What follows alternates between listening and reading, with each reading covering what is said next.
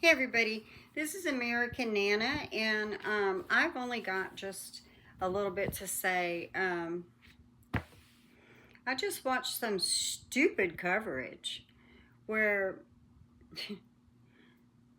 I mean, Julie, really? Did you not watch the trial? And that attorney that was giving his opinion, did he not watch the trial? I mean, that's the only thing I can think of, because everything that you wondered is in the trial. Just because Officer Proctor is the scum of the earth doesn't mean that's what made a hung jury.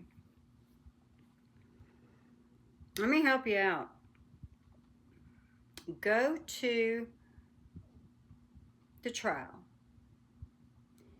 and watch the defense put on the experts that were hired by the FBI. Now, they didn't talk to these people prior to putting them on the stand. You see, not only is there no evidence,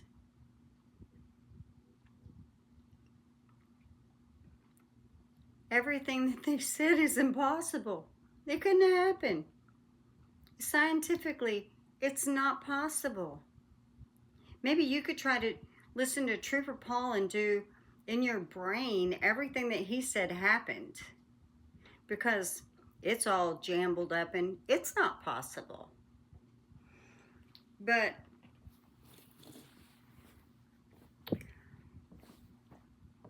I think that you really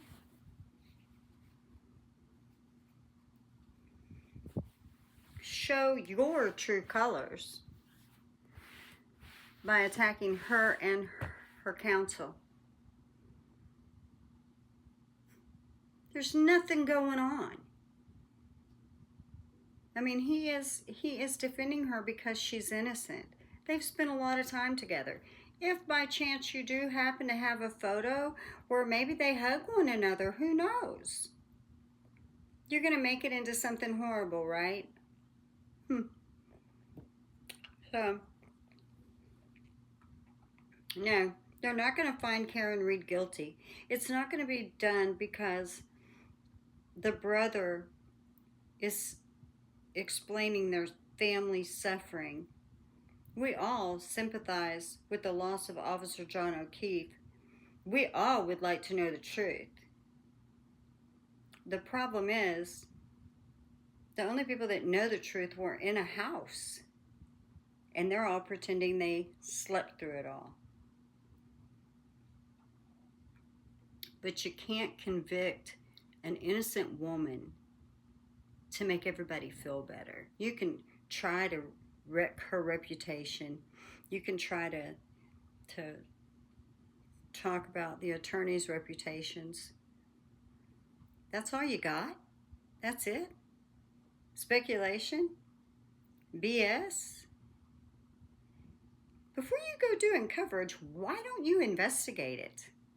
Because you really do seem like an idiot. I hope you have a good day.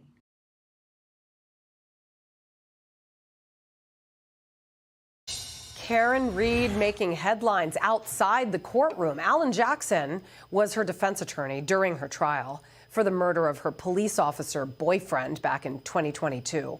Well, now there's a photo obtained exclusively by the New York Post, which shows Read and Jackson cuddling up outside a high-end Boston steakhouse last week as the jury deliberated her fate. The judge declared a mistrial on the case on Monday. Let's bring in Ted Williams, former D.C. homicide detective and Fox News contributor. That's just not a good look. Would you agree? Julie, happy 4th of July to you. I've got to tell you, perception is everything. Yeah. And if that photo is authentic of the lawyer cuddling with his client, I can tell you that is certainly something that is not a good look, especially when a jury is out. I can tell you as a lawyer, it is clearly something that I would not do. Attorney-client relationships are very, very significant and important during a murder trial of this nature. Paul O'Keefe, who is the brother of John O'Keefe, on media attention case, has gotten, this. I mean, this is what he says. It's turned into the Karen Read show. She walks through a crowd that cheers her on. She goes out in public and takes pictures and even signs autographs. She's just living her life like nothing ever happened. And meanwhile, my brother has been gone for almost 2.5 years, he said. I just want people to go back to who the victim is in this. It's not her, it's my brother. I mean, for a cop killer case, this is actually quite startling. When you have cop killer cases, typically the outcry and the hatred toward that cop killer is pretty big. And she's almost treated like a local celebrity, which is just downright sickening. Well, you're absolutely right.